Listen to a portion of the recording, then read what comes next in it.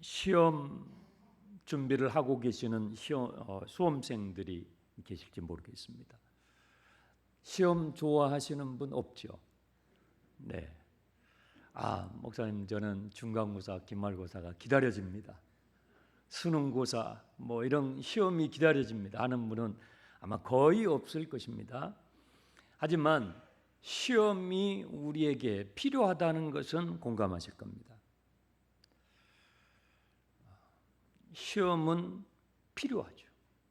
우리가 환영하는 것은 아니지만 필요한 것이죠. 하나님께서 아브라함을 시험하셨다라는 내용입니다. 22장 1절. 그 일 후에 하나님이 아브라함을 뭐 했어요? 시험하시려고. 하나님이 아브라함을 시험하셨어요. 성경에서 시험과 비슷하게 사용되는 용어가 있는데 유혹이에요. 테스트, 템테이션. 비슷한데 전혀 상반된 것입니다. 유혹은 유혹하려고 하는 그 대상을 넘어뜨리기 위해서 하는 것입니다. 그런데 시험은 시험하는 그 대상의 실력을 향상시키고 그 시험하는 그 대상이 반드시 지금 이 상황에서 꼭 알아야 할 것을 소화하고 이해하고 자기 인생의 소중한 자산으로 그것을 삼도록 돕기 위해서 시험을 하는 것이죠.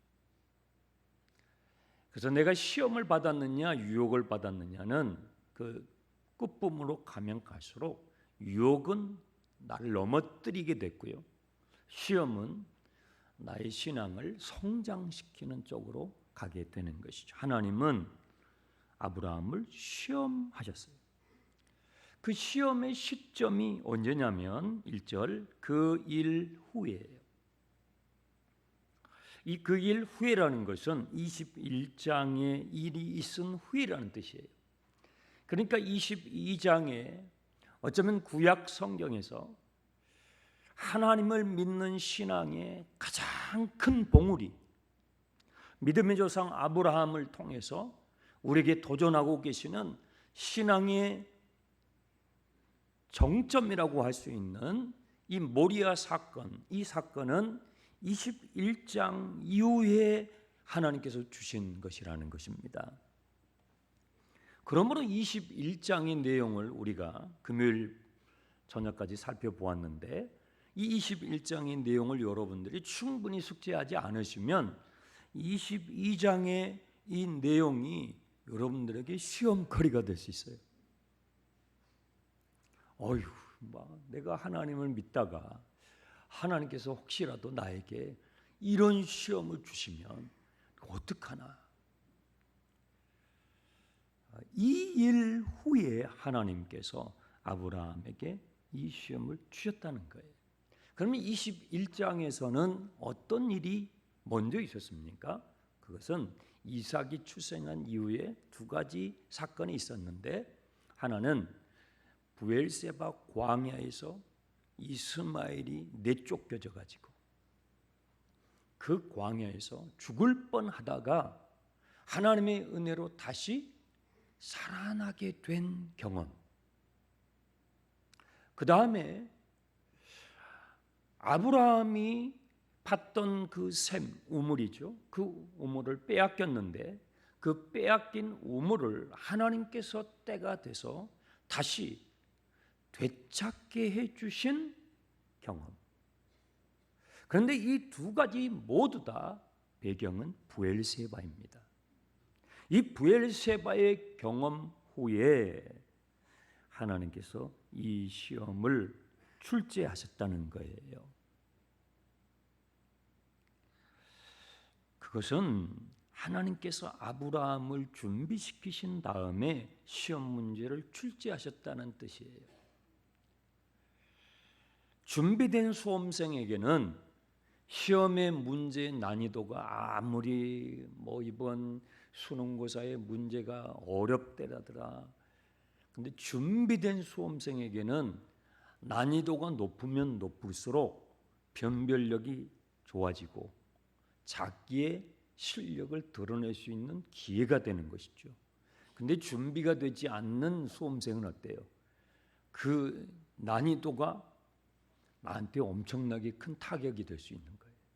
하나님께서 22장의 이 모리아의 시험을 주실 때에 먼저 아브라함을 준비시키셨다라는 것입니다. 그래서 성경은 우리에게 이렇게 말씀합니다. 하나님께서 우리에게 주시는 시험은 감당치 못할 시험 외에는 주시지 않으신다. 우리를 먼저 준비시키신 다음에 시험 문제를 내셔요. 그러니까 우리는 감당할 수 있는 시험거리가 되는 것이죠. 그 문제가 무엇인지 보겠습니다. 출제된 문제가 2절에 나와 있어요. 여호와께서 이르시되 내 아들 너의 사랑하는 독자 이삭을 데리고 모리아 땅으로 가서 내가 너에게 일러준 한 산 거기서 그를 번제로 드려라. 시험 문제가 아주 구체적이에요. 그러니까 피할 수가 없어요. 대상이 구체적이죠. 장소가 구체적이죠. 방법이 구체적이에요. 이론 시험이 아니고 뭐예요? 실기예요. 실기 문제예요. 너무 구체적으로. 너의 아들 너가 사랑하는 독자 이삭. 여러분 성경에서 사랑이라는 단어가 어디서 처음 나온 줄 아세요? 네? 눈치를 좀 채시면 좋은데. 네, 여기서 처음 나와요. 사랑이라는 단어가 성경 66권에서 어디서 처음 나오냐? 22장 여기서 처음 나와요. 근데 복음은 하나님의 사랑이에요. 동의하십니까? 우리 인생을 향한 하나님의 엄청난 사랑인데 그 복음이에요. 그런데 성경에서 계시된 이 하나님의 사랑이 어떤 배경에서 처음 언급되냐면 독자를 향한 아버지의 사랑. 너의 독자, 너가 사랑하는 독자 이삭을, 독자를 사랑하는 아버지의 사랑을 표현하기 위해서 성경에서 사랑이라는 단어를 처음으로 등장시키고 있다는 것을 여러분 놓치면 안 돼요.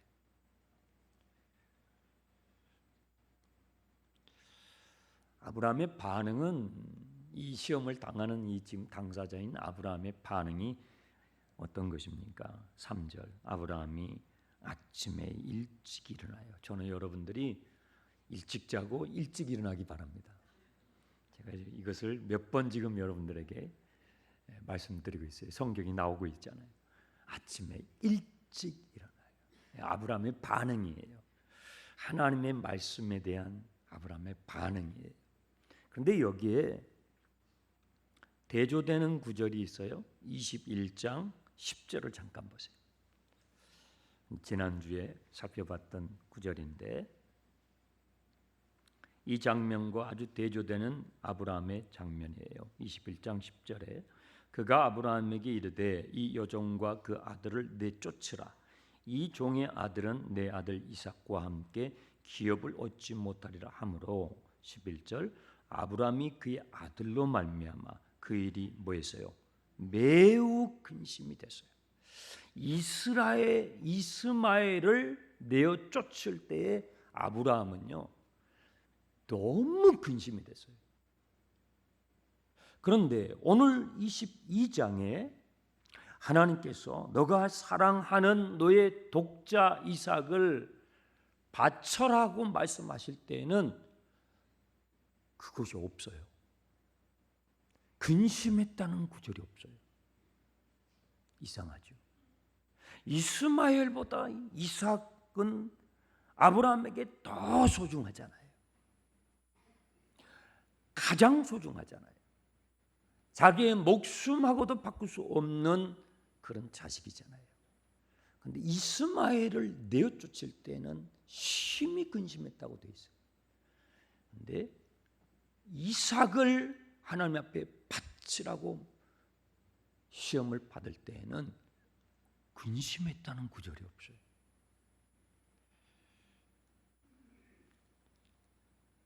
아침에 일찍이 나귀를 준비하고 두 종을 데리고 길을 떠납니다. 왜 두 종을 데리고 갔을까? 여러 가지를 유추해 볼 수 있는데 이삭이 반항할 수 있잖아요. 이삭이 반항을 할 수 있잖아요. 번제는요, 하나님께서 가르치시는 5가지 제사법 가운데서 가장 어떤 면에서 잔인해요. 그 제물에 각을 뜹니다. 그 다음에 그 각을 뜬 제물을 제단이 올려놓고 100% 불살르는 거예요. 근데 제물을 그렇게 할 때는, 짐승을 제물로 하나님 앞에 제사할 때는 그렇다 쳐요. 그런데 대상이 지금 사람이잖아요. 그러니까 이 이삭이 요동을 치거나 반항을 할 수 있잖아요. 아브라함은 2명의 종을 데리고 갑니다. 사라에게 나 지금 이삭을 데리고 번제를 드리러 가네 하고 상의했을까요? 상의 안 했을 겁니다. 만약에 사라에게 상의했으면 어땠을까요?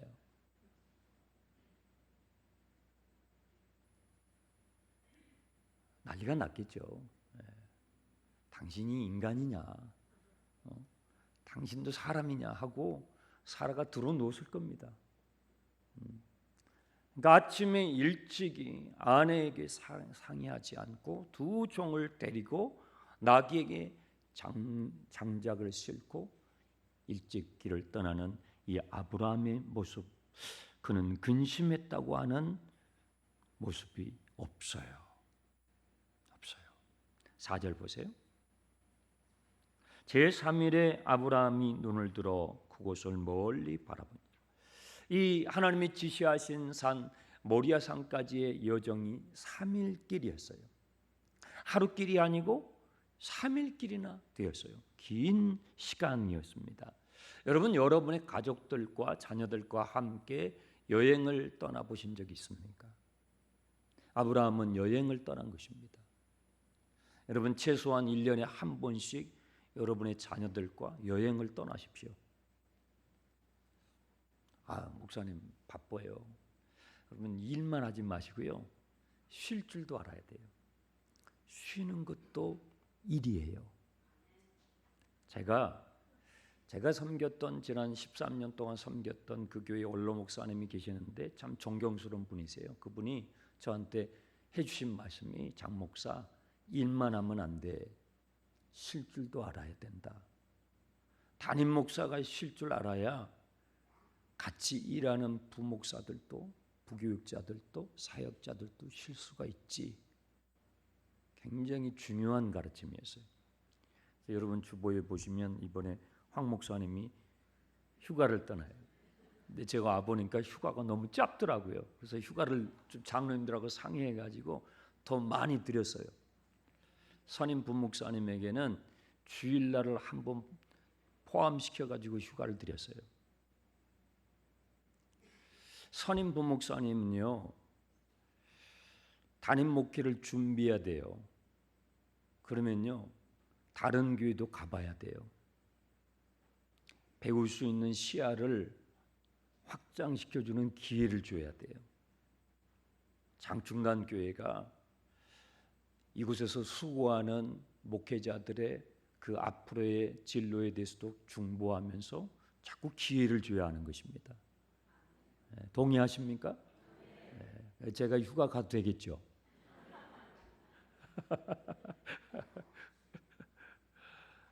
전에는요, 하루 휴가 가는 걸 벌벌벌 했어요. 내 휴가 가면 교회가 어떻게 되나. 괜찮더라고요. 여러분, 잘 쉬어야 더 잘 일을 할 수가 있어요. 그래서 1년에 한 번 최소한 여러분 가족들과 함께 제가 숙제를 내드리는 거예요. 최소한 1년에 한 번씩이라도 자녀들과 가족들 같이 꼭 휴가 가세요. 아브라함이 사랑하는 독자와 3일길 여행을 가는 거예요. 3일길 여행을 가면서 뭘 했을까요? 지금처럼 무슨 스마트폰이 있는 시대가 아니에요. 걸어가는 거예요. 뭐 있을까요? 대화했겠죠. 무슨 대화를 했을까요? 너무 사랑하는 자식이잖아요. 귀한 자녀잖아요. 아마도 이사가 사랑하는 내 아들아, 이 지금 대화를 보면 내 아버지여, 내 아들아, 지금 그 앞에다가 내 아버지여, 내 아들아, 너무 그 주고받는 대화가 정감이 넘쳐요. 얼마나 사랑이 넘치는지 몰라요. 그냥 부르질 않아요. 내 아버지시여, 내 아들아. 그러니까 이 3일길 동안에 두 사람이 나눈 이 대화가 기가 막혀요. 야, 아들아, 이사가, 오늘 너하고 같이 떠나는 이 여행길은 오래전부터 하나님이 계획하셨던 여행이야. 그것은 아빠가 저 갈대아 우르에서 있을 때부터 하나님께서 생각하셨던 여행이야. 그때 나는 하나님을 알지 못하는 우상을 섬겼던 사람이었어. 그때 너는 없었어. 우리 집안에 자손이 없었어.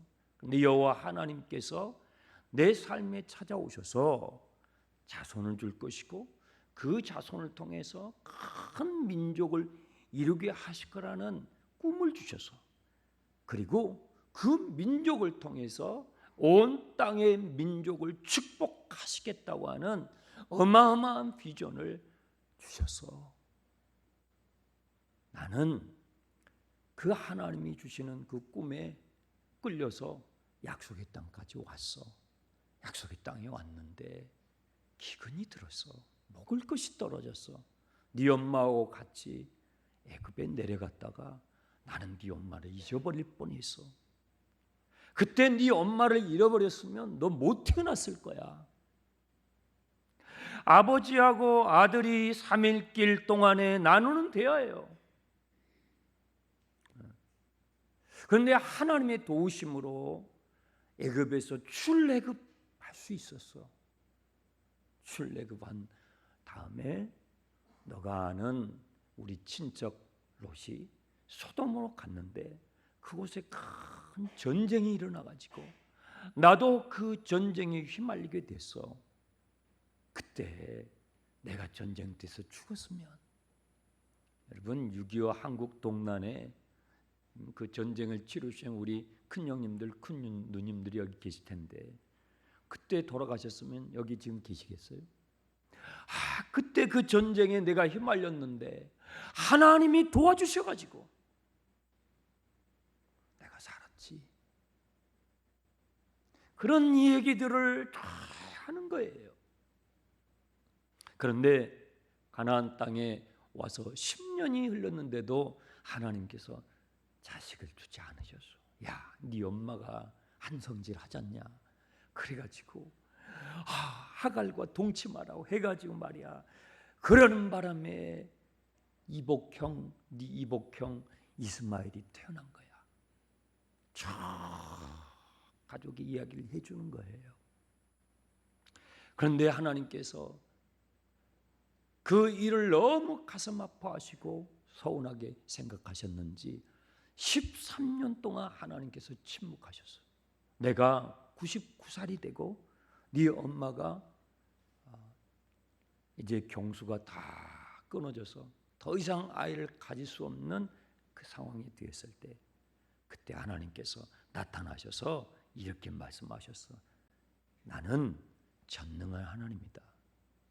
너는 내 앞에서 완전히 행해라. 그 말씀을 듣고 정신이 번쩍 났어. 하나님이 이름을 바꿔주시고 할례를 행하시고 하시는 말씀이 내가 네 아내 사라의 몸에서 자식을 낳게 줄 거다 하니까 나하고 네 엄마가 하도 어처구니가 없어가지고 웃었어. 근데 웃었는데 하나님이 너를 태어나게 하시는 바람에 네 이름이 웃음이 된 거야. 그 이름의 뜻이 웃음이에요. 너 이름이 왜 이삭이라고 됐는지, 너의 존재가 왜 이 땅에 존재하게 되었는지를 쭉 3일 길을 걸어가면서 그 여행을 하면서 얘기를 나누는 거예요. 이삭은요, 자기의 인생이 어떻게 존재하게 되었는지, 자신을 향한 하나님의 계획하심이 무엇인지를 아버지와 함께 여행을 하면서 듣는 거예요.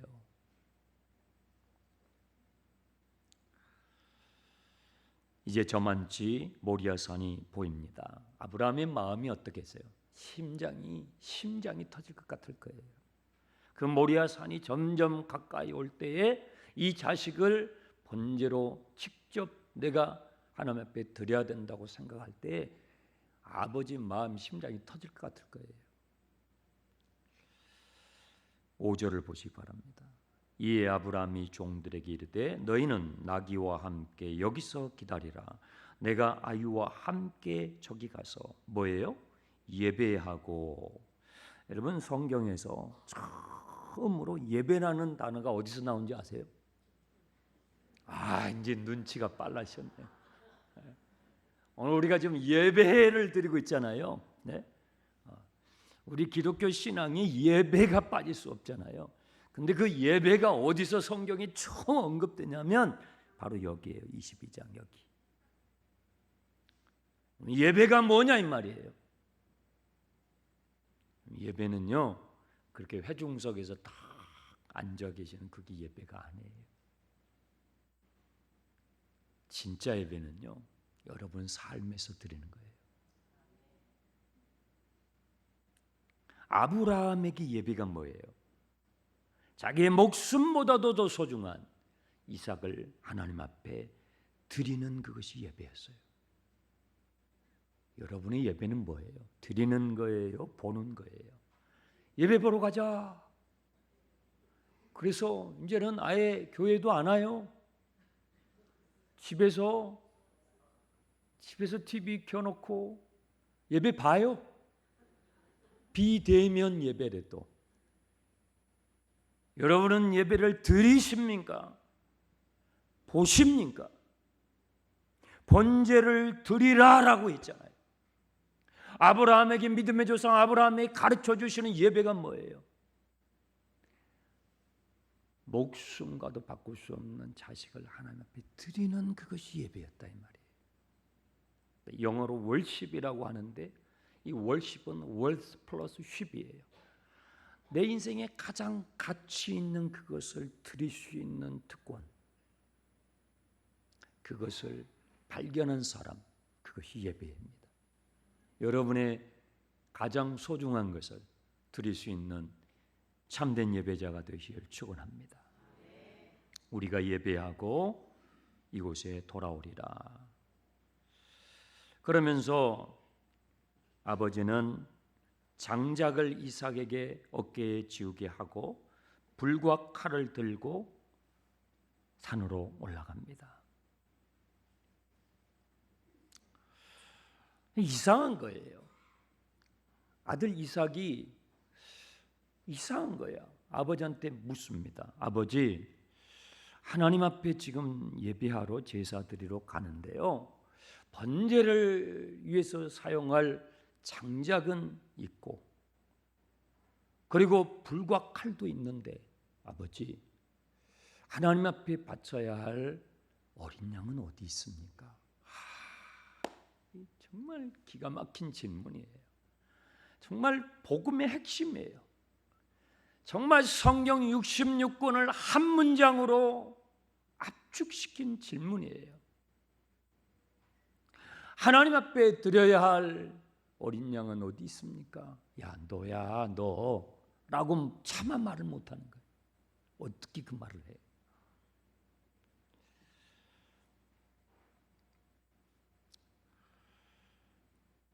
자, 우리는 이 대목에서 한번 질문을 해봐요. 하나님께서 이렇게 아끼고 아끼는 이 아브라함에게 왜 이런 시험을 지금 이 대목에서 출제를 하셨냐 이거예요. 도대체 뭘 배우게 하시려고? 도대체 무엇을 가르쳐 주시려고? 지금 이 시점이 한 120살 이상 됐을 때 아브라함의 노년, 죽음을 곧 앞둔 노년기예요. 그러면 이 출제하는 이 시험 문제는 하나님께서 벼르고 별러서 많은 믿음의 시련과 역경을 통과한 다음에 하나님께서 출제하신 문제라 이 말이에요. 그럼 왜 이 타이밍에 이런 시험 문제를 주셨는가? 무엇을 알게 하시려고, 무엇을 배우게 하시려고. 여러분, 시험을 치르는 목적은 그 수험생이 꼭 이걸 알아야 된다, 알 필요가 있는 그것을 출제하거든요. 대체 그것이 뭐냐 이 말이에요. 그게 무엇입니까? 눈치채셨습니까? 여러분, 아버지는요 자식을 죽일 칼과 불을 가지고 가고요, 아들은 자기를 죽일 나무를 짊어지고 올라가고 있어요. 여러분, 이 장면 어때요? 나무 장작을 짊어지고 올라가는 그 아들의 뒤에 그림자가 쫙 드리워져요. 뭐예요? 십자가인 것입니다. 십자가인 것입니다.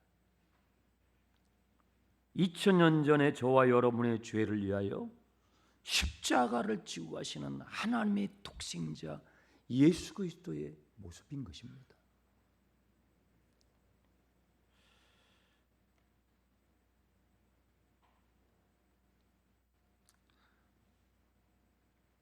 아브라함의 대답은 8절에 내 아들아 번제할 어린 양은 하나님이 자기를 위하여 친히 준비하시리라. 네. 여러분, 펜이 있으시면 거기에 밑줄을 그어보세요. 친히 준비하시리라. 저와 여러분이 믿는 하나님은 어떤 분이시냐면 친히 준비하고 계신 하나님. 여러분의 인생에 꼭 필요한 것, 앞으로 여러분의 인생에 꼭 필요한 그것을 친히 준비하고 계시는 아버지 하나님. 아브라함은 믿음의 여정의 순간순간 고비고비마다 하나님의 어떠하심을 발견해 가는데, 이제 그의 마지막 신앙의 정점이라고 할 수 있는 이곳에서 하나님의 어떠하심을 발견하냐면, 나를 위하여, 나뿐만 아니라 온 인류를 위하여, 이 자리에 계신 저와 여러분 모두를 위하여 친히 꼭 필요한 그것, 친히 그것을 준비하고 계시는 아버지 하나님을 발견하는 거예요. 친히 준비하고 계시는 아버지.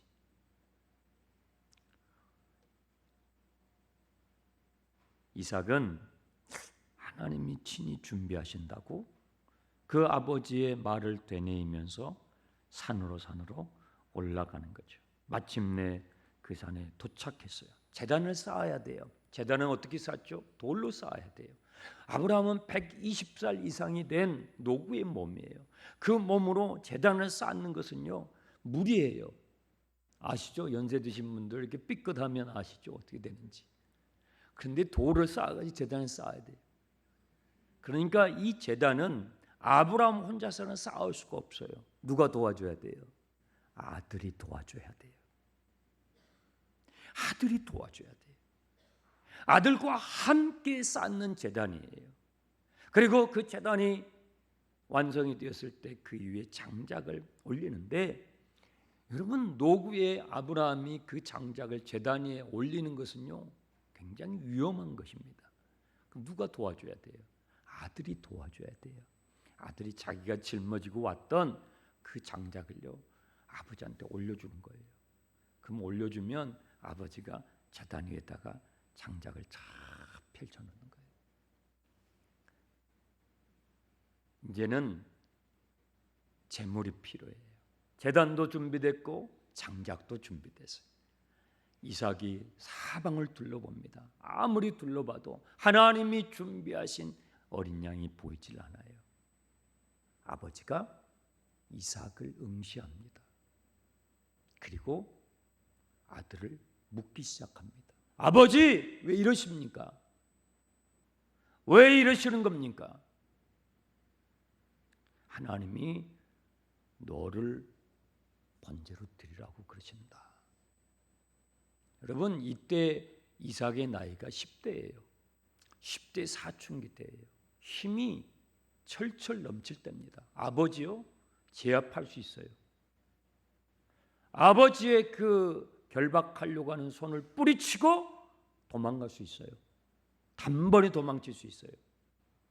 그런데 놀랍게도 아들 이삭이요, 아버지의 손을 뿌리치지 않습니다. 왜 그랬을까요?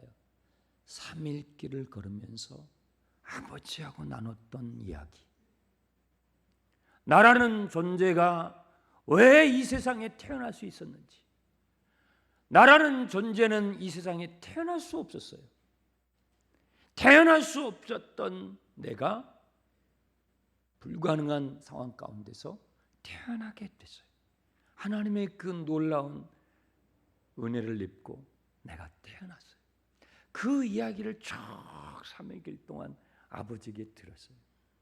아버지의 이러한 행동은 갑작스러운 충동의 어떤 그런 행동이 아니라는 것을 이삭은 알고 있어요. 이삭이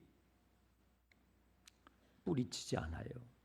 여러분, 이 번제로 드리는 제물을 잡을 때는요, 칼로 그 소와 양의 목을 칩니다. 대동맥이 여기 올라가거든요. 대동맥을 단번에 칩니다. 그러려면 그 제물을 꼭꼭 묶어야 돼요. 이 제물이 죽어갈 때 요동을 하게 되면 이 제사가 제대로 안 돼요. 그러니까 아브라함이 이 아이를 꼭꼭 묶어야 돼요. 자, 이삭을 꽁꽁 묶으려면요, 아버지 혼자서는 안 되는 거예요. 아들이 도와줘야 돼요. 이 일은 아버지만으로 될 수 없었어요. 아들이, 사랑하는 독자가 협조했어야 돼요. 십자가는 하나님 아버지만의 힘으로 된 것이 아니에요. 독생자 예수 그리스도의 순종, 독생자 예수 그리스도의 그 순종이 없었으면 저와 여러분을 향하는 십자가는 세워질 수 없었다는 거예요. 손이 떨리고 등에는 땀이 흐르고 눈에는 눈물이 흘러요. 여러분, 이것이 십자가고 이것이 예배이고 이것이 주를 경외한다는 것입니다. 하나님께서 말씀하십니다. 아브라함아, 아브라함아, 너의 손을 그 아이에게 대지 말라. 너가 너의 아들 너의 독자까지 내게 아끼지 아니하였으니 내가 이제야 너가 하나님을 경외하는 줄 아노라. 시험에 합격하는 거예요. 사랑하는 장충당교회 성도 여러분, 우리 모두는요, 우리 믿음의 여정의 어느 한순간에 이 시험을 통과해야 돼요. 주님의 십자가를 머리로만이 아니라 여러분의 삶으로 십자가를 통과하셔야 돼요. 진짜 예배자, 진정한 예배, 교회당에서 예배당에서 그냥 앉아서 입만 뻥긋하는 찬양이 아니고 여러분의 삶에서 여러분의 목숨보다도 소중한 것을, 여러분 자신을 하나님 앞에 내어드릴 수 있는 진정한 예배자, 그 시험에 모두 다 아브라함처럼 통과하시길 주님의 이름으로 축원합니다. 기도하겠습니다. 하나님 아버지,